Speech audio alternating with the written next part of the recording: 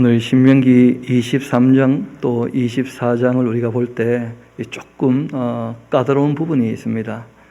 왜냐하면 창세기부터 어떻게 흘러왔는지 그 배경을 모르고 읽게 되어지면 오해하기 딱 좋은 그런 내용들이기도 하고, 또 워낙 이 고대어고 여기 이외에는 사용되지 않은 특별한 단어들이 있어요. 그런 단어들 때문에 그 의미를 이해하기에 조금 어려운 부분이 없지 않아 있기는 합니다. 그러나 그 내용을 보면 그리 어렵지는 않습니다.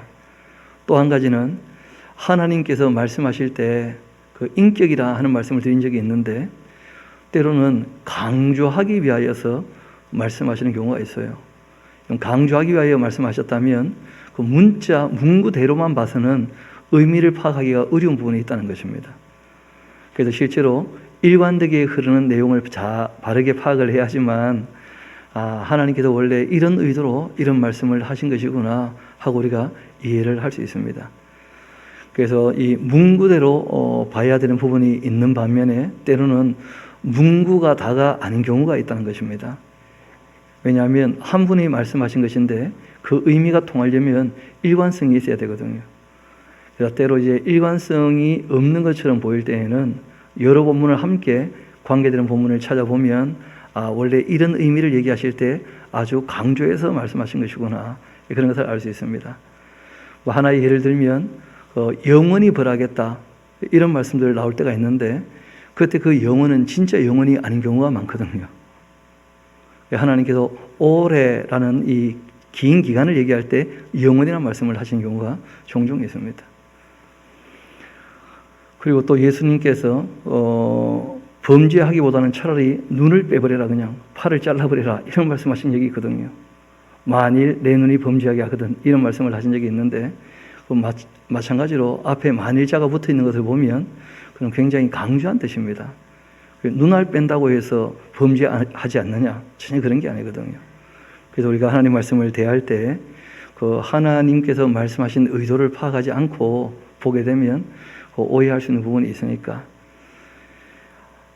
하나님께서 이스라엘 백성을 제사장 나라로 부르셨다 하는 것과 함께 지금 이제 그들이 들어갈 가나안 땅은 죄악이 관영한 것이다 하는 걸 꼭 기억하시고 우리가 본문을 보면 좋겠습니다. 그 23장 1절에 보면 고한이 상한 자, 실제로 상했다 되어 있는데 으깨진 자, 이런 의미가 강해요. 그리고 음경이 잘린 자, 참 끔찍한 일이죠. 그런데 이것은 무슨 사고를 당했다든지 아니면 노예로 잡혀가서 환관이나 내시가 되었다든지 그런 경우를 얘기하는 게 아닙니다. 이 당시 우상 숭배하는 사람들이 자신을 위하여 신에게 자신을 드리는 경우가 있어요. 그러니까 이런 사람들은 자기 영혼뿐 아니고 육체까지도 어떻게 한 겁니까? 완전히 그냥 하나님의 창조 질서를 완전히 어겨버리고 그렇게 자기의 어떤 이 개인적인 욕망을 채우기 위해서, 그러니까 실제로 신에게 드리기는 드렸지만 사랑해서 드린 게 아니고 뭐 때문에 드린 거라고요? 자기 욕심을 채우려고. 얼마든지 그럴 수 있거든요. 그런 이 종교적인 의미를 얘기하는 것입니다. 그렇지 않은지 우리 한번 다른 본문을 찾아봅시다. 우리 이사야서 56장 같이 한번 가볼까요? 이사야서 56장.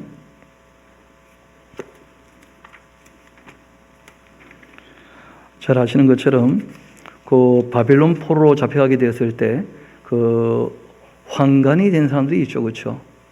그 환관장 아스부나스에게 맡겨진 다니엘, 하나냐, 미사엘, 아사랴 같은 분은 아마 내실 가능성이 큽니다. 그런 분들 중에 이제 바벨론 포로기가 다 끝나고 이제 돌아오게 될 때 그런 사람들처럼 원하지 않았지만 내시가 된 사람도 있어요. 보좌가 된 사람들이. 거기에 대해서 성경이 뭐라고 말씀하시는지 한번 보도록 합시다.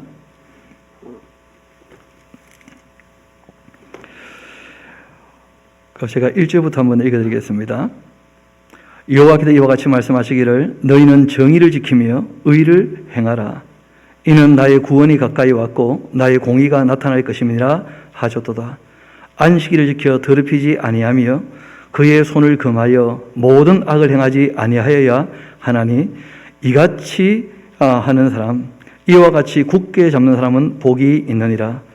여호와께 연합된 이방인들이라면 말하기를 여호와께서 나를 그 백성 중에서 반드시 갈라내시리라. 그런 말하지 마라. 고자라 할지라도 나는 마른 나무라. 그런 말 하지 마라. 여호와께서 이와 같이 말씀하시기를 나의 안식일을 지키며 내가 기뻐하는 일을 선택하며 나의 언약을 굳게 잡는 고자들에게는 내가 내 집에서 내 성 안에서 아들이나 딸보다 나은 기념물과 이름을 그에게 주며 영원한 이름으로 주어서 끊어지지 아니하게 할 것이다. 그렇게 말씀하셨어요. 그러니까 바벨론 포로로 잡혀갔을 때 본인들이 원하지 않았지만 그러나 그 제도 때문에 어쩔 수 없이 그렇게 된 사람들, 바벨론 포로 끝나고 다시 예루살렘에 돌아오려고 할 때 다 부담을 느낄 수 있다는 거예요. 그래서 하나님께서 전혀 그런 의미로 얘기한 것이 아니니까 얼마든지 하나님을 사랑하는 사람들 돌아와라. 내가 다 받아주마. 그렇게 말씀하신 것이죠. 이방인들도 마찬가지였죠. 죄악이 관영한 사람들은 개선의 여지가 없으니까 어떻게 하라고 하신 겁니까? 진멸하라고 하신 거예요. 그건 이제 이스라엘 백성들에게 특별히 명령하셨던 내용이었고, 너희들도 똑같이 악하면 그 땅이 너희를 어떻게 할 거랍니까? 토해낼 거라는 거예요. 그래서 이방인과의 관계에 있어서도 그들이 악을 행하는, 특별히 이제 우상 숭배로 말미암은 음행 같은 것, 이런 걸 따르지 말라고 부탁을 하신 것이지, 이방인들을 위하여 이스라엘 백성들을 제사장 나라로 삼으신 것이 그게 원래 목적이었죠. 그래서 하나님의 원래 의도를 파악하지 않으면 우리가 글들을 읽을 때 오해가 할 수 있다는 거예요. 그 부분만 읽기 때문에. 우리가 한 군데 들어가 봅시다. 예수님께서 하신 말씀도 있으니까요. 마태복음 19장 우리 같이 한번 가봅시다. 마태복음 19장입니다.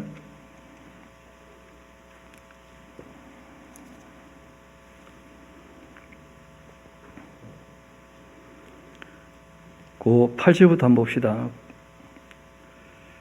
이 모세의 말에 대한 오해가 좀 있었다는 거예요. 예수께서 이르시되 모세가 너희 마음의 완악함 때문에 아내 버림을 허락하였거니와 또 본래는 그렇지 아니하다. 내가 너희에게 말하노니 누구든지 음행한 이유 외에 아내를 버리고 다른 데 장가드는 자는 간음하는 것이다. 제자들이 이르되 만일 사람이 아내에게 이같이 할진대 장가들지 않는 것이 좋겠나이다. 그때 예수께서 한 말씀하십니다. 사람마다 이 말을 받지 못하고 오직 타고난 자라야 할 텐데 어머니의 태로부터 된 고자도 있고 사람이 만든 고자도 있고 천국을 위하여 스스로 된 고자도 있도다. 이 말을 받을 만한 자는 받을지니라. 그렇게 말씀하시면서 잘 아시는 대로 바울 같은 분은 평생 혼자 지냈죠. 그렇죠? 베드로는 결혼을 했었고 그런 일도 있을 수 있다고 말씀하신 거예요. 다시 이제 본문으로 돌아오도록 합시다. 이 신명기 23장 1절 고안 상한 자나 음경이 잘린 자 할 때 꼭 염두에 두셔야 될 것이 그 종교 행위였다는 거예요. 우상을 섬길 때 영혼과 그 몸도 다 타락한 사람들이죠. 실제로는 그런 사람은 여호와의 총회에 들어오지 못한다. 그렇게 되어 있습니다. 이 총회란 말이 가할이고 그 헬라어로 에클레시아죠. 그러니까 교회죠, 교회. 그래서 신앙 공동체 안에는 그 우상을 위해서 자기의 영혼도 자기의 몸도 팔아버린 사람들 그 들어올 수 없지 않는가? 그 당연한 얘기 아니겠습니까? 그렇게 말씀하신 것이고 또 2절에 보면 사생자라고 하는 이 마메제트라고 하는 이 말은 성경에 딱 2번밖에 안 쓰인 단어예요. 아주 독특한 단어인데 우리는 사생자 하게 되어지면 보통 아버지가 없는 아이를 생각하지 않습니까? 근데 성경은 끊임없이 뭐라고 말씀하시느냐 하면 하나님이 고아의 아버지가 되신다. 그래서 항상 이 나그네하고 또는 고아하고 과부를 너희가 보살펴야 된다는 말씀을 끊임없이 하셔요.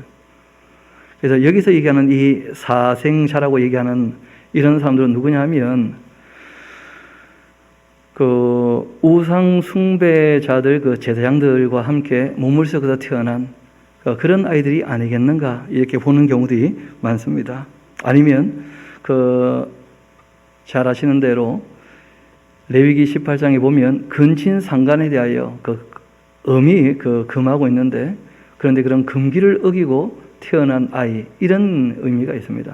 실상은 그 아이에 대한 문제가 아닙니다. 그런 일이 없기를 바라시는 거예요. 하나님께서 사생자가 없기를 바라시는 것이지, 그 사생자가 일단 태어나게 되어지면, 그러면 태어난 아이는 하나님께서 항상 기르신다는 거예요. 과의 아버지가 되시니까.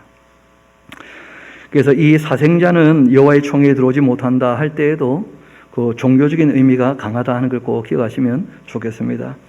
여러분, 참 이게 안타까운 얘기지만 그 로만 카톨릭 같은 경우 그 사제도 결혼하지 않잖아요, 그렇죠? 또 여성들도 결혼하지 않는 여성들 있지 않습니까? 그러다 보니까 이제 남자 수도원, 여자 수도원 따로 있는데 그 지하의 동굴에 그 아기들의 뼈가 수북히 발견되는 그런 일들이 유럽에 종종 있어가지고 크게 이 신문에 나기도 하고 시끄러운 일들을 보게 됩니다. 그런 일이 없기를 바라시는 거예요. 그래서 사생자는 여호와의 총회에 들어오지 못할 텐데 10대에 이르기까지도 여호와의 총회에 들어오지 못한다. 이런 말씀의 원래 의도는 사생자가 없어야 되는 것이다. 그렇게 이제 말씀을 하신 것이죠. 또 3절 봅시다. 암몬 사람과 모압 사람은 여호와의 총회에 들어오지 못할 것이다. 근데 우리가 알죠. 여러분, 룻이라는 사람 기억나십니까?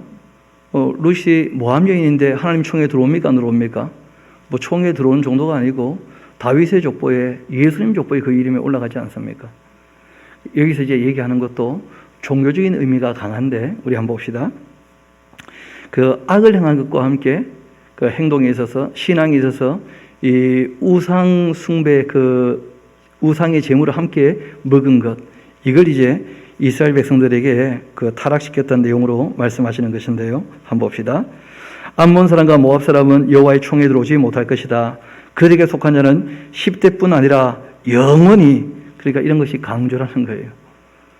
그 여호와의 총회에 들어오지 못할 것이다. 이유가 있습니다. 그들은 너희가 애굽에서 나올 때 떡과 물로 너희를 길에서 영접하지 아니했고 메소포타미아의 그 부돌 사람 부올의 아들 발람에게 뇌물을 주어 너희를 저주하게 하였었다. 실제로는 이제 우상제물을 함께 먹게 해서 그 음행에 참여하게 함으로써 그 2만 4천 명이나 죽었던 그 끔찍한 사건이 있었지 않습니까? 미디안 광야에서. 그러니까 그런 부분에 관하여 이제 말씀하시는 내용이에요. 5절 이어봅시다. 내 하나님 여호와께서 너를 사랑하심으로써 너희 하나님 여호와께서 발람의 말을 듣지 아니하시고 너희 하나님 여호와께서 그 저주를 변하여 복되게 하셨다. 그러니까 이 암몬이나 모압 자손들을 얘기하고 있지만 실상은 악한 사람들의 행동을 본받지 말고, 그리고 우상의 제물을 함께 먹지 마라. 이게 원래 얘기하고자 하는 그 요지가 되는 것입니다. 그 애굽에서 나올 때 떡과 물로 너희를 길에서 영접하지 않았다는 거죠. 그거 참 못된 거 아닙니까? 6절을 봅시다. 그렇기 때문에 그들에 대하여 너의 평생에 그들의 그 평안함과 형통함을 영원히 구하지 마라. 이렇게까지 지금 말씀을 하시니까 그 오해가 생겼던 거예요. 실제로는 이렇게 땅에 살아갈 때 악한 사람들, 전혀 이 배려가 없는 사람들, 그런 사람을 본받으면 안 되는 것이고 우상의 제물을 먹으면 안 되는 것이죠. 하나님께서는 절대 그런 일은 없어야 한다고 아주 강조해서 말씀하신 거예요. 예수님께서는 원수를 위하여 어떻게 하라고 부탁하십니까? 오히려 기도하라. 그렇게 말씀하신 것이죠. 그래서 그 시대 상황을 우리가 충분히 감안을 해서 이 악한 사람들이기 때문에 그 악을 따르지 말라고 아주 강조해서 하시는 말씀이라는 것을 기억하면 좋겠습니다. 실제로 이제 앞으로 가면 그 사울 시대에 그 암몬 사람 나하스 이야기가 또 나올 것이고, 그리고 이제 다윗 시대에 그 또 암몬 사람들과의 관계가 나옵니다. 여러분 그 기억나실지 모르겠는데 다윗이 압살롬에게 쫓겨 도망갈 때 그때 이제 요단강을 건너 길라 땅으로 가지 않습니까? 그때 이 암몬 사람들이 그 다윗을 영접해줘요, 오히려. 왜냐하면 다윗이 그 암몬 사람에게 덕을 베푼 적이 있었거든요. 뭐 그런 문제에 있어서는 전혀 성경이 문제 삼지 않죠. 그래서 우리가 성경이 얘기하고자 할 때 그 무엇을 의미하느냐 하는 걸 꼭 기억하시면 좋겠습니다. 이어봅시다. 너는 에돔 사람을 미워하지 말라. 그는 내 형제이기 때문이다. 애굽 사람을 미워하지 말라. 내가 그 땅에서 객이 되었음이니라. 그들은 3대 후 자손은 여호와의 총회에 들어올 수 있다. 이렇게 말씀하실 때 이거는 그 당시에 다 관계된 얘기다 하는 것을 기억하시면 좋겠습니다. 잘 아시는 것처럼 그 에돔 족속의 멸망에 대한 이 성경 말씀들이 계속 있지 않습니까? 그 예언이. 오바댜서 같은 경우는 에돔 족속의 멸망을 얘기하고 있죠. 또 이사야 34장도 마찬가지고 아모스 1장도 마찬가지고 또 에스겔서에서도 똑같이 이 25장의 에돔의 멸망을, 예레미야서 또 49장에도 똑같이 이 에돔의 멸망을 말씀하셔요. 그러니까 우리가 성경을 읽어 나갈 때 시간의 흐름에 따라서 그 시대에 말씀하시는 내용이 달라지는 게 얼마든지 있다는 거예요. 그러니까 처음 애굽에서 나와서 가나안 땅 들어가기 전에 이렇게 말씀을 하셨었는데 시간이 지나면서 너무 죄악이 관영하게 되면 그럴 수 없다 하고 말씀하시는 것이 있다는 것입니다. 그래서 이 강조하는 것이 무엇인가 하는 것이 이제 중요한 것인데요. 그 바울이 얘기했던 걸 꼭 기억합시다. 그 계시가 있다 할지라도 뒤에 나오는 계시가 더 옳은 거예요. 그렇죠? 왜냐하면 그 당시에만 국한된 얘기들이 얼마든지 있거든요. 그래서 뒤에 나오는 예언이 있고 뒤에 나오는 계시가 있다는 거예요. 그래서 사람 하는 거 봐서 하나님께서 마음을 바꾸는 일들이 얼마든지 있기 때문에 사람들 하는 거 봐서, 그래서 거기에 우리가 문고에만 딱 매여버리고 이것을 지금 현실에 적용해버리면 문제가 되는 경우들이 종종 있게 됩니다. 그래서 그 원래 그 말씀하신 의도가 무엇인가 이런 걸 잘 살펴보라는 것이죠. 여러분, 에돔 사람이 그 이스라엘 백성들에게 길은 열어주지 않았지만 그러나 그들과 뭐 아시는 것처럼 민수기에서 그 왕의 대로 그 길로 이제 가려고 할 때 길은 열어주지 않았지만 그러나 뭐 우상 제물에 참여하게 한다든지 그런 식으로 이스라엘 백성을 타락시킨 적은 없었거든요. 그래서 오히려 그런 사람들에게는 그 정도 배려에 대한 말씀을 하신 겁니다. 형제 민족이기도 하고 그때는 좀 착하게 굴었던 거죠. 아주 착한 것은 아니었지만 반면에 이제 암몬과 모압은 그러지 않았다는 거예요. 그리고 이집트 사람들은 10번 두드려 맞고 많은 재물을 줘서 어떻게 했습니까? 보내줬었고 실제로는 이제 그 요셉이 들어갈 때 크게 어떻게 보면 애굽이 은혜를 베푼 거죠. 그래서 애굽의 바로 왕이 그 요셉의 모든 가족들이 올라왔을 때 어떻게 합니까? 그 고센 땅에 살 수 있도록 배려해주고 거기에서 아주 번창하게 되었던 것이기 때문에 그래서 그런 것이 문제가 되는 것은 아니었던 거죠. 그래서 애굽에 대해서 그리고 또 에돔에 대해서 미워하지 말라 뭐 그런 말씀을 하신 거예요. 그러니까 그 시대의 정황을 좀 이해할 필요가 있다는 것입니다. 그 다음 9절부터는 또 전혀 딴 내용이 되는데 하나님의 일을 할 때 여기서 나오는 이 적국이라고 하는 것은 말 그대로 이제 악을 도말하시는 그 과정이니까 너희가 깨끗해야 된다는 거예요. 하나님의 일을 하는데 본인이 들어오면 그 일이 안 되는 거죠. 그래서 마음뿐 아니고 그 외형에 있어서도 그 진영조차도 어떻게 하라는 거예요? 깨끗하게 하라는 거예요. 본인부터가 더러운 사람은 아무 일을 못하는 것이니까 그 정결함 자체가 힘이 될 수 있거든요. 우리 한번 봅시다. 너가 적군을 치러 출전할 때 모든 그 악한 일을 스스로 삼가야 한다 하고 이제 부탁하신 겁니다. 그러니까 악을 도말하러 이 전쟁을 하게 될 텐데 그 악하면 천사가 못 도와주잖아요. 아이성 전도처럼. 너희 중에 누가 또 밤에 몽설함으로써 부정하게 되었다면 진영 밖으로 나가서 진영 안에 들어오지 아니하다가 해질 때 목욕하고 그 해진 후에 진에 들어와라. 그 참 별별 사람들 다 있는 것이죠. 내일 전쟁할 텐데 조심해야 된다는 거예요. 또 진영 밖에 변소를 마련해라. 그리고는 그리로 나가되 네 기구에 작은 삽을 다하여 밖으로 나가서 대변을 볼 때 그곳으로 땅을 팔아 몸을 돌려 그 배설물을 다 덮어라. 많은 사람이 함께 지금 모여 있는데 진영이잖아요, 그렇죠? 지금 싸우려고 진을 베풀어 놨는데 거기에 하수도라는 것이 당연히 없지 않습니까? 그러니까 그 진영을 더럽게 하면 또 무슨 전염병이 돌거나 문제가 생길 수 있으니까 반드시 진영 밖에 나가서 스스로 이제 변소를 만들어서 그 흙을 파고 변을 보고 그 다음에 덮어라 하고 말씀하신 거죠. 이렇게 하는 이유는 너희 하나님 여호와께서 너를 구원하시고 적군을 너에게 넘기시려고 너희 진영 중에서 행하심이라. 하나님이 함께 하시니까 깨끗하게 하라는 거예요. 진영 자체를 깨끗하게 하고 자기의 마음도 깨끗하게 하고 그러므로 너희 진영을 거룩하게 하라. 그리하면 너희에게서 불결한 것을 보시지 않음으로써 너를 떠나지 아니하실 것이다. 하나님의 전쟁을 수행할 때 가장 기본적인 자세가 스스로 더러워지지 않도록, 그 진영 자체가 더러워지지 않도록 부탁하신 겁니다. 또 15절부터는 쭉 내용이 뭐냐면 짤막짤막하지만 그 적용을 꼭 해야 되는 그 말 그대로 진짜 윤리에 대한, 도덕에 대한 그런 이제 말씀을 하고 있는데, 종이 그 주인을 피하여 내게로 도망하거든 너는 그 주인에게 그를 돌려보내지 말라는 거예요. 실제로는 그 당시에는 종은 재산의 개념 아닙니까? 그러나 사람은 재산 이전의 인격이라는 거예요. 주인이 얼마나 못되게 굴면 도망오겠냐는 거예요. 그러니까 그런 사람들은 피할 길을 내어주고 살 길을 열어주라는 거예요. 우리도 마찬가지죠. 누가 망명을 하게 되었다. 그러면 그 길을 열어줘야 됩니다. 살 길을. 우리도 참 어려운 일이 있었었고 잘 아시는 것처럼 일제강점기를 지나기도 했고 6.25 사변을 지나기도 했고 또 우리가 다른 나라에 참 많은 도움을 받기도 했었는데 우리나라에 누가 도움을 요청하러 왔을 때 그 사람들을 못되게 대하면 안 되겠죠. 실제로 이제 그 북한 정권이 우리가 봐도 악하지 않습니까? 백성들을 너무 괴롭게 하고 힘들게 하고 그래서 거기서 살지 못하겠다고 도망쳐 나오는 사람들이 있지 않습니까? 그런 사람들 잡아다가 다시 보내고 그렇게 하는 것은 옳지 않습니다. 그런 사람들 다 피할 길을 내는 것이 옳은 거예요. 혹시 실수로 떠내려와서 자기가 돌아가겠다 한다면요, 돌려보내야 되겠죠. 가겠다고 하니까.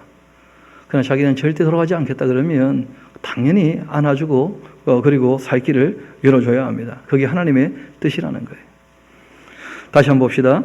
종이 그 주인을 피하여 내게로 도망하거든 너는 그 주인에게로 돌려보내지 말라. 그가 너의 성읍 중에서 원하는 곳을 택하는 대로 너와 함께 내 가운데에 거주하게 하고 그를 압제하지 말아야 한다. 그리고 그 17절, 18절 내용도 이게 그 사회적 개념이라기보다는 실상은 종교적인 개념이 훨씬 강합니다. 성창이라 그러죠. 그렇죠? 신에게 자기를 드리게 된 그 사람들을 얘기하는 것인데 이스라엘 여자 중에 창기가 있지 못할 것이고 이스라엘 남자 중에도 남창이 있지 못할 것이다. 남창이라는 것은 그 미동이라고 얘기하는데 남자도 여자도 다 데리고 노는 그럼 말도 안 되는 것인데 그런 일들이 있었다는 거예요. 창기가 번 돈이나 이 개 같은 자의 소득 어떤 서원하는 일로서든지 내 하나님 여호와의 그 전에 가져오지 말라. 이들은 다 내 하나님 여호와께 가증한 것이기 때문에 그러하다. 그래서 하나님께서 이 여자도 남자도 깨끗해야 된다는 거예요. 자기 몸도 자기 마음도 그거 다 타락해 버리면 더러워져 버리면 하나님과 관계를 맺을 수 없습니다. 그런 사람들이 하나님께 드리는 예물 받지 않으신다는 거예요. 그거 갖고 와서 뭐 하겠습니까? 그건 다 자기 욕심 같은 것인데 아무 의미가 없죠. 정말 하나님을 사랑한다면 하나님께 뭘 바치기 이전에 내가 하나님 말씀을 따르고 있는가? 하나님께 예물 드리기 전에 내 안에 미움부터 없애야 되지 않습니까? 형제를 미워하고 싫어하고 싸우면서 하나님께 나와서 예물을 드린다면 안 받으신다고 예수님께서 직접 말씀하셨잖아요. 그래서 기독교는 doing, 뭘 한다 이전에 being, 어떤 존재가 되느냐, 이게 훨씬 문제입니다. 그래서 이 창기나 남창에 대한 얘기도 똑같은 내용인데 더러운 사람들 하나님께서 받지 않으신다는 거예요. 이어봅시다. 너가 또 형제에게 구워주거든 이자를 받지 말아라. 곧 돈의 이자, 식물의 이자, 이자를 낼 만한 모든 것의 이자를 받지 말 것이고 타국인에게 또 내가 구워준다면 이자를 받아도 되는데 내 형제에게는 구워줬다 할지라도 이자를 받지 마라. 특별히 부탁을 하신 거예요. 그 다음이 굉장히 중요합니다. 그 다음 줄쳐 놓으셔야 될 건데요. 그렇게 하면 조건절이죠. 그렇게 하면 너의 하나님 여호와께서 너가 들어가서 차지할 땅에서 내 손으로 하는 범사에 복을 내리실 것이다. 하나님께서 복 주시는 그 이유가 어디 있느냐 하면 형제의 어려움을 돌아보면서 배려했다는 거예요. 누구를 바라보고요? 하나님을 바라보고. 그러니까 하나님께서 갚아주시는 거예요. 그래서 형제에게는 이자를 결코 받지 마라. 그렇게 부탁을 하신 것이죠. 타국인에게는 뭐 돈 빌려줬으면 이자를 받아도 괜찮다. 이렇게 이제 말씀을 하시면서 형제에게는 그렇게 하지 마라 하고 특별히 부탁하셨습니다. 그러면 너가 들어가 차지할 땅에서 내 손으로 하는 그 범사의 복을 내려 주실 것이다. 또 21절 봅시다. 너희 하나님 여호와께서 서원하거든 갚기를 더디지 말라. 내 하나님 여호와께서 반드시 그것을 내게 요구하시리니 더디면 그것이 너에게 죄가 될 수 있다. 너가 서원하지 아니하였으면 무죄할 것이다. 그 예수님께서 특별히 부탁하시죠. 맹세를 하지 말라고. 왜냐하면 너희가 뭘 걸고 맹세할 만한 것이 없다는 거예요. 하늘도 땅도 실제로 우리도 다 누구 것이라는 거예요. 하나님의 것이니까. 그래서 하나님 앞에 섰을 때에는 하나님께서 하라고 하신 말씀에 대해서 예 하면 되는 거예요. 또 사람들의 말을 들을 때 아닌 것은 그냥 아니라 하면 끝나는 거예요. 거기서 지나면 다 죄가 될 수 있는 것이니까 예수님께서 특별히 부탁하신 것이죠. 이어봅시다. 너가 서원하지 아니하였으면 무죄하리라. 그러나 너의 입으로 말한 것이 있다면 그대로 실행하도록 유의해야 한다. 무릇 자원한 예물은 너희 하나님 여호와께 내가 서원하여 입으로 언약한 대로 행할지니라. 그리고 또 이어 하신 말씀이 내 이웃의 포도원에 들어갈 때 마음대로 그 포도를 배불리 먹어도 된다는 거예요. 그러니까 입에 담아서 오는 것은 아무 문제가 없어요. 배고플 때. 그런데 그것을 그릇에 담는다면 문제가 되는 거예요. 그러니까 사람이 지나가다가 요즘에는 입에 담아도 큰일 납니다. 요즘에는 편의점 가서 사 먹든지 그렇게 해야지. 이때는 뭐 그런 데가 전혀 없잖아요. 식당이나 이런 데시 거의 없는 때니까 너무 배고프면 지나가다가 과일나무에서 또는 뭐 이 곡식을 이렇게 비벼서 그렇게 먹는 것 자체는 문제가 안 되는 거예요.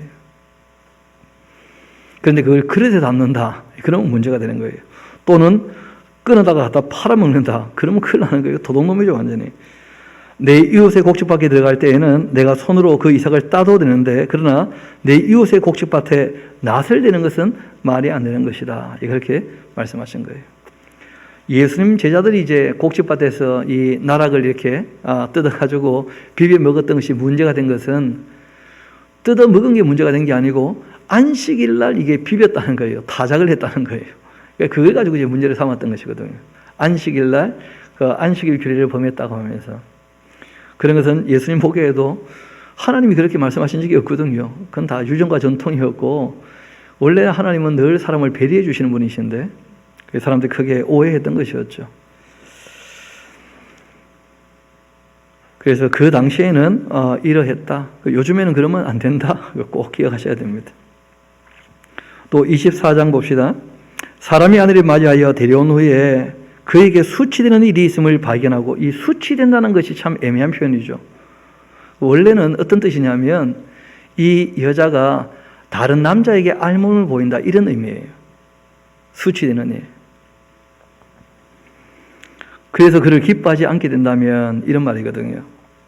이혼증서를 써서 그 손에 주고 그를 자기 집에서 내보낼 거고, 또 그 여자는 그 집에서 나가서 다른 사람의 그 아내가 되려니와, 그 둘째 남편도 그를 미워하여 이혼증서를 써서 그 손에 주고 그를 자기 집에서 내보냈거나, 또는 그를 아내로 맞이한 둘째 남편이 죽었다 하자 그 여자는 이미 몸을 들여봤은 즉 그를 내보낸 전 남편이 그를 다시 아내로 맞이하지 말지니 이 일은 여호와 앞에서 가증한 것이다. 너는 내 하나님 여호와께서 내가 너에게 기업으로 주시는 땅을 범죄하게 하지 말지니라. 그렇게 부탁하신 거예요. 여러분, 바울이 얘기한 것은 이런 것입니다. 갈라섰다가 이왕 다시 결혼할 것 같으면 그 여자와 다시 합치는 게 낫지 않겠는가, 이렇게 이제 공부를 했던 거예요. 그러니까 딴 사람에게 이미 시집 갔던 여자를 얘기하는 것이 아닙니다.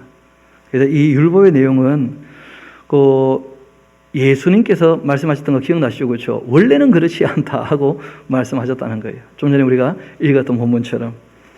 제가 한번 보니까 유대인뿐 아니고 우리나라에도 예전에 그랬던 모양이에요. 칠거지악이라 그래가지고 여자가 참 남자들이 보기에 끓이 끄는 것이 몇 가지가 있다면 7가지를 딱 정했던데 얼마든지 쫓아낼 수 있었다는 거예요.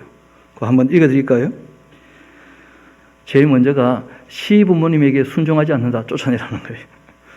기독교 사고하고 너무 다르죠. 우리는 부모를 떠나서 이제 둘이 하나가 되는 것인데, 유교는 가문과의 가문의 만남이니까요. 그리고 두 번째는 아들이 없다, 쫓아내라는 거예요. 왜냐하면 유교라고 하는 것은 그 아들로 말미암아 대를 잇는 것이 자기들의 영생이라고 보는 것이거든요. 그러니까 뭐 존립 자체가 문제가 되는 것이니까 쫓아내라는 거예요. 또 여자가 음탕하다, 또 여자가 질투를 한다, 또 여자에게 나쁜 병이 있다. 아니, 병이 있으면 쫓아내면 어떡합니까? 검은 머리가 파뿌리 될 때까지 함께 해야지 그래. 또 하나가 있습니다. 말이 많다, 쫓아내라는 거예요. 얼만큼 말하면 말이 많은지 모르겠는데, 그러니까 실제 말하면 굉장히 남자 중심으로 마음에 안 들면 쫓아낼 수 있다, 이런 것이거든요. 알고 보면. 또 손버릇이 나쁘다, 뭐.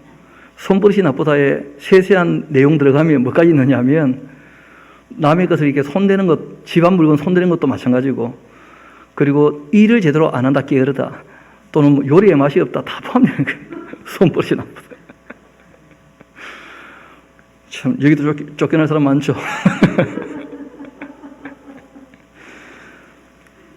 근데 삼불거, 절대 쫓아내지 않아야 된다, 이렇게 7가지 일에 걸려들어도 쫓아낼 수 없는 사람이 있다는 거예요. 그게 뭐냐 하면, 쫓겨났을 때 갈 데가 전혀 없다면 쫓아내면 안 된다. 갈 데가 없는데 쫓아내면 어떡하냐.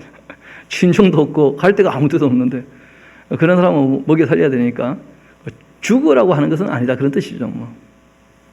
그리고 또 시부모님의 3년상을 같이 치른 경우, 그러니까 효부인데 딴 것 때문에 문제된다고 쫓아낼 수 없다, 그런 거고요. 그 다음에 세 번째는 뭐냐면 결혼하고 난 다음에 부자가 됐다, 같이 돈 벌어놓고 쫓아내면 안 된다, 뭐 그런 거예요. 그 유대인들도 그 똑같은 못된 마음들이 있었어요. 그 자기 마음에 안 들면 쫓아낼 수 있다는 거라. 왜냐하면 그때는 보통 경제권을 다 누가 갖고 있습니까? 남자가 다 갖고 있으니까. 그래서 예수님께서 실제는 그렇지 아니하다 하면서 너희가 완악했기 때문에 그 시대에 모세가 그렇게 얘기한 것이고, 실제로는 그것이 여자를 보호하기 위한 방법이었다는 거예요. 미워하면서 계속 옆에 있어도 참 괴로운 거 아니겠습니까? 그래서 이제 그 내어 보내는 것을 허락한 것이었는데 원래는 그렇지 않다고 말씀하셨던 거예요.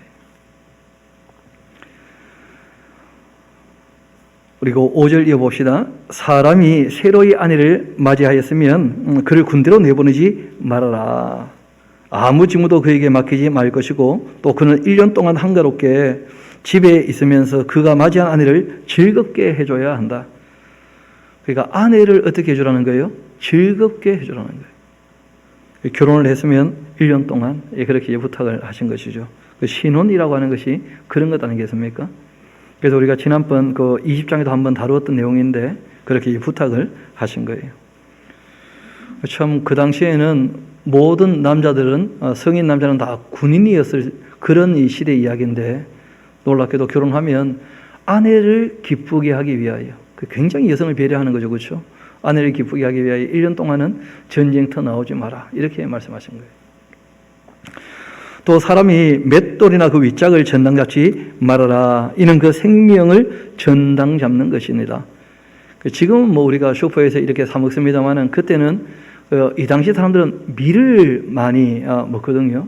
밀이라고 하는 것이 가루를 내 가지고 빵이나 만들어 먹지, 이 밥을 해서 먹을 수 없는 그런 곡물 아닙니까? 그러니까 이제 이 사람들이 그 조금 사다가 늘 이렇게 빻아가지고 이 빵같이 만들어 먹는 것인데, 그 맷돌 윗짝이라고 하는 것이 그 손바닥보다 조금 큰 돌이 있어요. 그런 돌을 하나 이렇게 뺏어가 버리면 이 갈 수가 없잖아요. 가루를 못 만들잖아요. 그러면 쫄쫄 굶어야 되는 거라. 그러니까 그렇게 하지 말라 하고 부탁을 하신 겁니다. 또 7절 봅시다. 사람이 자기 형제 곧 이스라엘 자손 중 그 한 사람을 유인해서 종으로 삼거나 또 판 것이 발견되었다면 그 유인한 자를 죽일지니 이같이 하여 너희 중에서 악을 제거하라. 다 목적은 이제 악을 제거하는 것인데, 그 인신매매범, 그 사형입니다. 그는 용납할 수 없는 거예요. 사람을 유린하게 잡아다가 팔아먹는다. 그런데 잘 아시는 것처럼 기독교 국가라 자부했던 이 유럽이나 또는 이 미국에서 아프리카에 있는 검은 사람들 잡아다가 팔아먹고 뭐 그랬던 역사가 있지 않습니까? 기독교가 그러면 안 되죠. 그렇게 하지 말라고 하셨던 것인데 너무 율법을 무시하고 자기가 아주 이기적으로 그 신앙생활을 해왔기 때문에 그런 오해가 많은 것이고 악을 행한 것이죠. 그리고 8절 한번 봅시다. 너는 나병에 대하여 삼가서 레위 사람 제사장들이 너희에게 가르치는 대로 너가 힘써 다 지켜 행하되 너희는 내가 그들에게 명령한 대로 지켜 행하라. 너희는 애굽에서 나오는 길에서 너희 하나님 여호와께서 미리암에게 하신 일을 기억해야 한다. 그러니까 놀랍게도 레위기 13장에 나오는 그 나병에 대한 규례를 이분이 딱 한 줄로 정리했어요. 그게 뭐냐면 나병 규례는 레위인들에게 자세히 얘기해 놨으니까 전문가와 어떻게 하라는 거예요? 상담을 하고, 그리고 더 중요한 것이 한 가지가 있는데 생활을 깨끗하게 해야 된다. 그 미리암이 나병 걸린 적이 있었다는 거예요. 그렇죠? 왜 걸렸냐면 모세를 비방하다가, 그러니까 딴 사람을 비방하는 것가 안 된다는 거예요. 교육을 할 때야 비평하고 판단해서 얘기를 해야 되겠지만 개인적인 만남에 있어서는 누구를 그 험담하거나 비방하거나 뒤에서 수근수근거리거나 그래서는 안 된다는 거예요. 그래서 카페 너무 많이 가지 마요. 제가 카페 가서 딴 사람들 얘기하는 거 잘 들어보면 좋은 얘기 하다가 끝내는 다 누구 씹는 얘기야 그냥. 씹고 뜯고 맛보고 즐기고 그런 식으로 인생 살면 안 돼요. 하나님께서 하지 않기를 원하시는 겁니다. 그래서 가서 우리가 대화를 나눈다 그래도 그 정말 서로에게 덕이 되는, 유익이 되는 얘기를 나누고 또 근황 정도를 얘기할 수 있죠. 나 어떻게 지내고 있다. 그 위해서 뭐 기도해 달라. 아니면 뭐 참 좋은 일이 있다. 함께 기뻐하자 하고 자기 일은 얼마든지 얘기할 수 있는데 그 자기 근황을 얘기 안 하고 자꾸 남을 뜯으니까 그런 문제가 되는 거예요. 이 성경 그렇게 하지 말라고 부탁하십니다. 미리암이 그러다가 큰 어려움 당한 적이 있지 않느냐 하고 이제 나병 얘기 나오니까 바로 이제 그 말로 이어지기도 했는데 비방하지 않도록 수근수근거리지 않도록 조심해야 됩니다. 10절을 봅시다. 또 내 이웃에게 무엇을 구워줄 때 너는 그의 집에 들어가 전당물을 취하지 말라는 거예요. 너는 밖에 서 있고 너에게 꾸는 자가 그 전당물을 밖으로 가지고 나와서 너에게 줄 것이다. 그러니까 무단으로 남의 주거에 침입하면 안 됩니다. 내가 돈을 빌려주는데 담보물을 달라. 그래가지고 자기가 들어가서 그 돈에 합당한 뭘 이렇게 뺏어오거나 가지고 오거나 그럴 수 없다는 거예요. 허락 없이 남의 집에 들어가는 것은 안 되는 겁니다. 절대 안 되는 거예요. 무단으로 주거에 침입하면 다 이 죄가 되는 것이니까 악이 되고 그러지 말라고 부탁하시는 거예요. 그 사람이 가지고 나오는 것으로 전당 잡아라 하고 얘기합니다. 그가 가난한 자이라면 너는 그의 전당물을 가지고 또 자지 마라. 또 해질 때 그 전당물을 반드시 그에게 다시 돌려주어라. 알고 보니까 가난한 사람은 전당 잡힐 게 거의 없어요. 그래서 맷돌 윗짝이나 아니면 자기의 겉옷을 위해 전당 잡히는 거거든요. 그런데 여기는 이제 그 기온차가 좀 심한 곳이기 때문에 그 판초의라는 거 아십니까 혹시? 그러니까 구멍 뚫려가지고 그냥 팍 덮었으면 되는 거. 그게 보통 겉옷의 모양이거든요. 그러니까 그 겉옷이 곧 저녁에는 이불이 되는 거예요. 이불이. 그래서 그런 거 이제 빼앗아 가지고 저녁이 되어도 돌려주지 않으면 얼마나 추위에 떨면서 자겠습니까?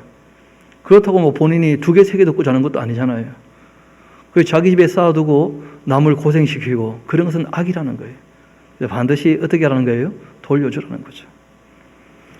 해질 때 그 전당물을 반드시 그에게 돌려줄 것이라. 그리하면 그가 그 옷을 입고 자며 너를 위하여 축복할 것이다.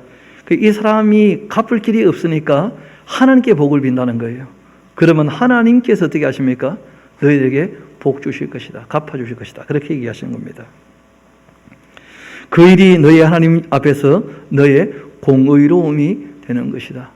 그 사람을 정말 그 똑같이 존중하는 그 공평이라는 게 딴 게 아니라는 거예요. 내가 추우면 그 사람도 추운 거 아니겠어요? 내가 힘들면 그 사람도 힘든 것이고 그러니까 적어도 사람에게 기본적으로 살 수 있는 그 삶의 자리를 배려하라는 거예요. 그것이 안 되면 공평이 안 되는 것이죠. 평화도 없는 것이고. 특별히 그렇게 부탁을 하십니다. 또 이어 말씀하시기를 공공하고 비난한 품꾼 너희 형제든지 너희 땅 성문 안에 우가는 객이든지 그를 학대하지를 말아라. 그러니까 하루 일해서 하루 벌어먹고 사는 사람들 그 학대하면 안 된다는 거예요. 그런데 그 사람들은 너무 절박하니까 그러니까 그런 사람들 너무 함부로 대하는 수가 있다는 거예요. 일용할 양식을 주지 않으면 아무것도 아니게 되고 많은 사람들이 있으니까 그런 사람들은 너무 절박하니까 그래서 특별히 부탁합니다. 학대하지 말라고. 또 그 품삯을 반드시 당일에 줘야 된다는 거예요. 하루 벌어 하루 먹고 사는 사람인데 그런 것이죠. 해주는 것까지 미루지 말아라. 이는 그가 가난함으로써 그 품삯을 간절히 바라고 있지 않는가. 그래서 우리가 합당한 대가를 줘야 될 것이고 사람들이 너무 배고파서 돈 몇 푼에 목매고 매달리게 하는 그런 일을 하면 절대 안 된다는 거예요. 있을 수 없는 얘기죠. 그래서 정말 이 약자를 배려하기 위하여 하셨던 말씀들이 있는 것입니다. 이어 이렇게 말씀하십니다. 그가 너를 여호와께 호소하지 않게 하라. 그렇지 않으면 그것이 너에게 죄가 되고 말 것이다. 그러니까 너를 위하여 일하는 사람이 부당하다고 여기면서 하나님 앞에 이럴 수가 있습니까? 나는 억울합니다. 그게 다 그에게 죄가 되고 말 거라는 거예요. 그래서 누구와 함께 대하든지 간에 특별히 없어서 가난한 사람을 대할 때 없이 여기지 않도록, 없이 여기지 않도록 정말 배려해 주도록 부탁을 하신 거예요. 또 아버지는 그 자식들로 말미암아 죽임을 당하지 않을 것이고 자식들은 그 아버지로 말미암아 죽임을 당하지 않을 것이니 그 출처나야겠죠. 각 사람은 자기 죄로 말미암아 죽임을 당하게 되는 것이다. 이 성경은 처음부터 연좌제 안 낸다고 되어 있어요. 근데 참 세상이 악하면 3대 구족을 멸하라 아주 연좌제로 아주 악을 행했던 그런 역사들을 우리가 많이 볼 수 있죠. 어느 나라든지 간에. 하나님은 결코 그래서는 안 된다는 거예요. 그러나 벌이라고 하는 것은 좀 다른 개념입니다. 이 벌을 받게 되어지면 그 자녀들도 영향을 받습니까? 안 받습니까? 그래서 자손 3, 4대까지는 그 벌 받은 것에 대한 영향을 받게 된다는 거예요. 그러니까 죄를 지으라는 거예요. 짓지 말라는 거예요. 자기 스스로가 자기 인생을 제대로 경영하지 않으면 혼자로서 끝나는 게 아니라는 거예요. 거기에 대한 영향을 자손들도 받을 수 있는 것이니까 좀 더 정신 차리고 살아가라 그런 것인데요. 여기서 이제 말씀하시는 것도 그러한 것입니다. 연좌제는 안 된다 하고 말씀하신 거예요. 또 이어 말씀하신 것이 너는 객이나 고아나 이런 자들의 송사를 억울하게 하지 말고 과부의 옷을 전랑 잡지 마라. 이 사회의 가장 약한 약자들 배려하라고 끊임없이 말씀하고 계시는 거예요. 이 당시에는 가장 어려운 사람들이 나그네 또는 고아 그리고 과부였죠. 그런 사람들에 대하여 끊임없이 성경은 얘기하십니다. 너는 애굽에도 종되었던 일과 내 하나님 여호와께서 너를 거기서 속량하신 것을 기억해야 할 것이다. 그러므로 내가 너에게 이 일, 그러니까 판결을 할 때 사회적 약자라고 해서 억울하게 판결하는 일이 절대 없도록 하라 하고 하나님께서 말씀하신 겁니다. 하나님의 명령이죠, 명령.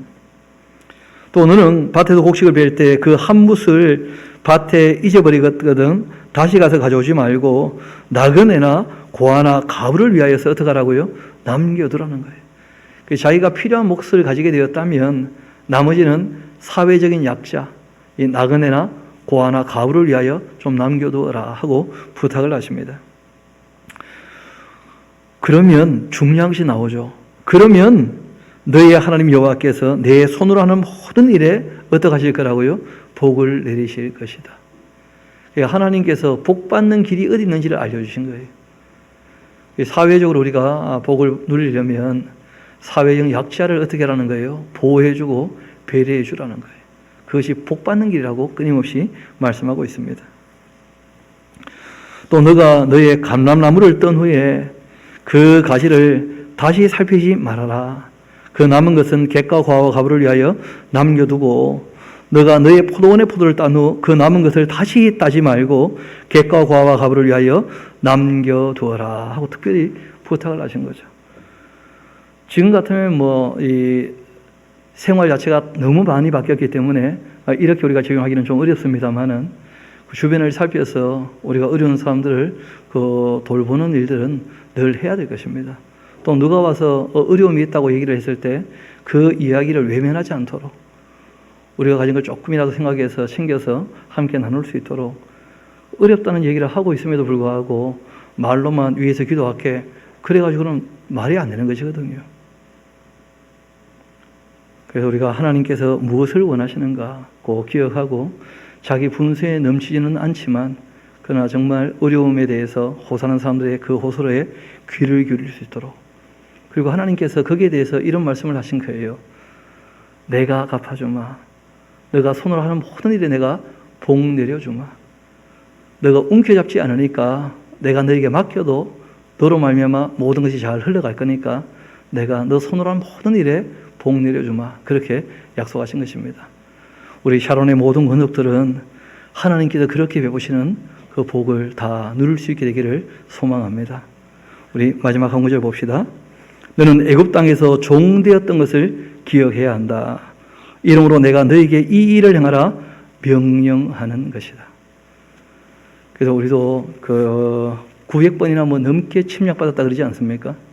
또 일제 강점기에서 참 아픈 이 역사가 있었던 그런 민족인데 우리도 우리의 과거를 기억해 보면서 사람들을 어떻게 대할 것인가.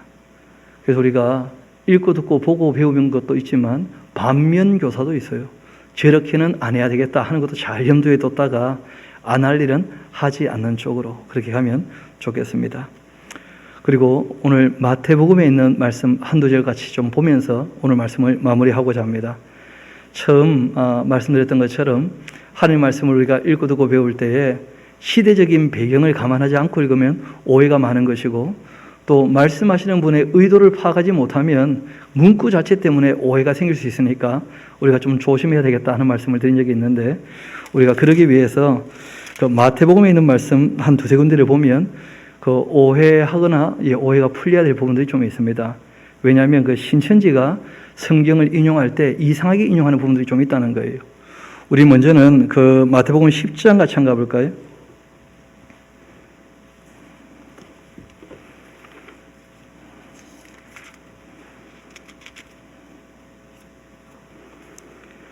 마태복음 10장 그 34절을 보면 하나님의 일을 하는 사람의 그 자세에 대한 얘기를 하고 계시는데 내가 세상에 화평을 주러 온 줄로 생각하지 마라. 화평이 아니고 검을 주러 왔다.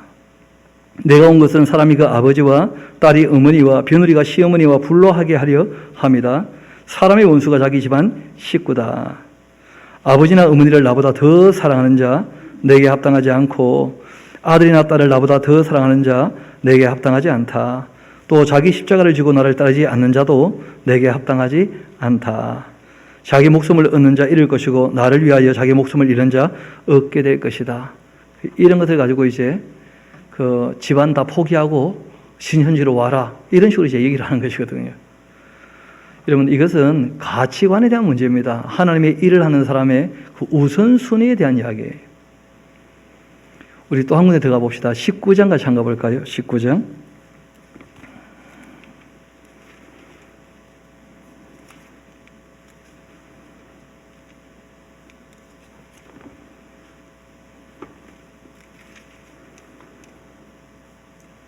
그 28절부터 한번 읽어드리겠습니다. 19장 28절. 예수께서 이르시되 내가 진실로 너희에게 이르노니 세상이 새롭게 되어 인자가 자기 영광의 보좌에 앉을 때에 나를 따르는 너희도 12보좌에 앉아 이스라엘 12지파를 심판할 거다. 또 내 이름을 위하여 집이나 형제나 자매나 부모나 자식이나 전토를 벌인 자마다 여러 배를 받고 또 영생을 상속하리라. 그러나 먼저 된 자로서 나중되고 나중된 자로서 먼저 될 자가 많다. 이 말씀을 원래 의도와 상관없이 문구대로 얘기를 자꾸 하니까 마치 집 나가라 하는 것처럼 보인다는 거예요. 그런데 우리가 조금만 앞으로 가봅시다. 19장 19절 같이 한번 가봅시다. 영생을 질문하는 사람에게 예수님께서 대답하신 거죠. 그렇죠? 그 17절부터 한번 볼까요? 예수께서 이르시되 어찌하여 선한 이를 내게 묻느냐 선한 이는 오직 한 분이시니라. 내가 생명에 들어가려면 계명을 지켜라. 어느 계명입니까? 예수께서 하신 말씀이죠. 살인하지 말라, 간음하지 말라, 도둑질하지 말라, 거짓 증거하지 말라. 내 부모를 공경하라. 내 이웃을 내 자신같이 사랑하라 하는 것들이다. 그런데 하나님 말씀을 적용해 살 때 이 부자 청년, 관원이었던 이 사람은 우선순위가 명확치 않았던 거예요. 그래서 예수님께서 한 말씀을 더 하십니다. 20절 봅시다. 그 청년이 이르되 이 모든 것을 내가 지켜 싸운데 아직도 무엇이 부족합니까? 그때 예수께서 이런 말씀하십니다. 내가 온전하고자 할진대 가서 내 소유를 팔아 가난한 자들에게 주어라. 그렇게 하면 하늘에서 보화가 내게 있으리라. 그리고는 와서 나를 따르라 하신 거예요. 그러니까 우리가 가치관에 대하여 말씀하신 것과 실생활에 적용하는 것에 관해서 구분을 할 줄 알아야 됩니다. 그러니까 이 땅에 우리가 살아갈 때 가치관은 물질 관계, 인간관계, 하나님 관계에서 어느 관계가 더 우선이라는 거예요? 하나님 관계가. 이게 가치관에 대한 문제죠. 그렇죠? 우리 삶 가운데 적용할 때에는 우리 15장 같이 한번 가봅시다. 거기 이제 핵심 되는 결론이 나오는데 마태복음 15장 같이 가봅시다.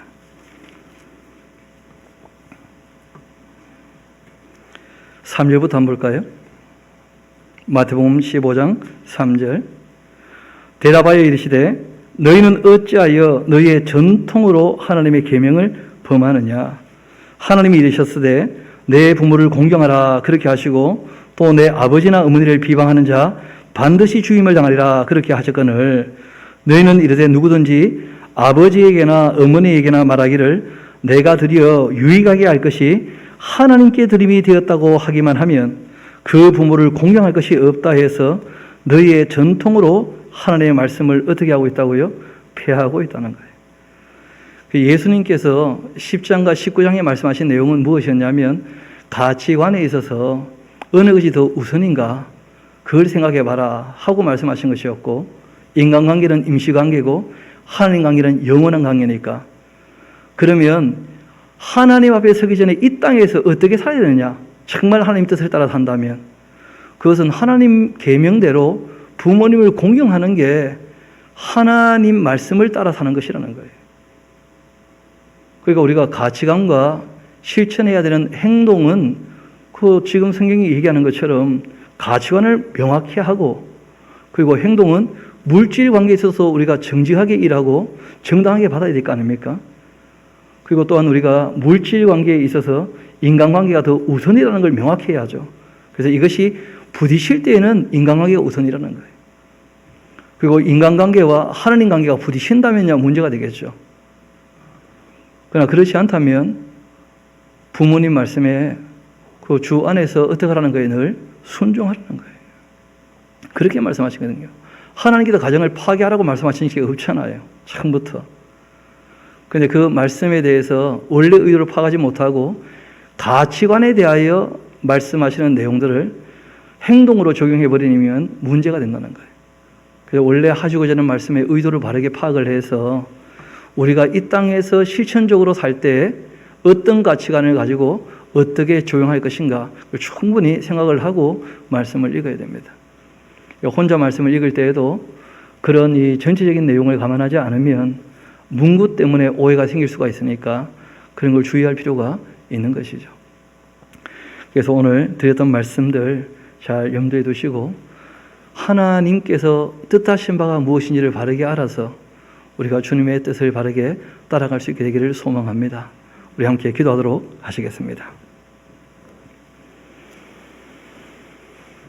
아버지 하나님 참 감사합니다. 이스라엘 백성들에게 3,500년 전에 모세를 통하여 하셨던 말씀들을 통하여 저희들에게 주님께서 의도하신 바가 무엇인지를 다시 한번 생각해 하시니 감사합니다. 우리가 주님 앞에 섰을 때 우리의 몸과 우리의 마음을 깨끗게 할 뿐 아니라 우리가 더불어 함께 살아가는 이 지역도 또 우리의 공동체도 깨끗하게 하기를 원하시는 주님의 음성을 듣게 됩니다. 또 이 세상 악에 넘어가지 않도록 우상제물에 참여하지 않도록 권고하시는 말씀도 듣게 되었습니다. 무엇보다 더불어 살아갈 때에 우리 주변에 어려운 사람들에 관하여 외면하지 말고 더불어 살아갈 수 있도록 주님께서 특별히 복주겠다고 약속까지 하시면서 그 어려운 이들을 부탁하시는 주님의 공고의 음성을 듣게 되었습니다. 아버지 하나님, 저희들 주의 말씀을 따라 살기를 소망합니다. 우리가 선한 눈을 가지고 어려운 이들을 보살필 수 있도록 저희들 그렇게 걸어가기를 소망하오니 주님께서 선한 도움의 손길로 저희들도 인도하여 주시고 주의 말씀을 따르고자 하는 또한 따라 사는 모든 권속들에게 주님께서 원하시는 대로 복 내려주시며 은혜를 베풀어 주시고 지키고 보살펴 주시며 이 땅에서도 참된 평안을 주시기를 소망합니다. 모든 것을 주님께 의탁합니다. 감사드리며 우리 구주가 되시는 예수님 이름으로 기도합니다. 아멘.